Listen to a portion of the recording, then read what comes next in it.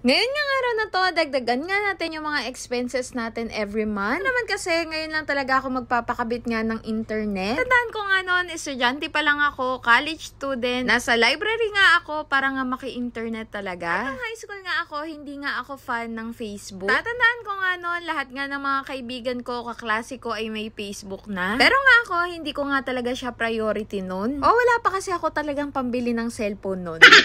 At kahit nga nakapag-asawa at anak na ako, hindi pa rin nga ako nakapagpakabit ng internet. Mamahalan kasi ako sa 1,000 plus. At yung dati ko nga lang ginagamit is yung sa Gomo SIM nga. Nagkakahalaga nga lang ng 499 unlimited na dati. Na dahil nga siya tumaas ng tumaas, isipan ko na nga na magpakabit na nga lang ng internet. Total, nagva-vlog na rin naman ako. Tagal-tagal ko nga nagva-vlog, nakiki-internet nga lang ako dun sa tita ko. Yung tipong sa bahay nga ako mag-e-edit, tapos makiki-internet ako para makapag-upload. Kasi nga, hindi nga kaya ng Gomo SIM yung pag-upload ko ng vlog sa Facebook. Yan naman, sa tagal nga ng pagtitiis, eto na naisipan ko ng magpakabit. Hindi na rin kasi nagkakalayo yung presyo ng paglo-load ko sa SIM at sa PLDT nga. Meron nga akong allowance na natatanggap sa asawa ko, pero pinagkakasya ko nga lang yun dahil naka-budget talaga. So hanggat makakatipid nga ako, ilalas ko talaga yung mga expenses. Pero dahil nga may business na ako at vlogger is yarn.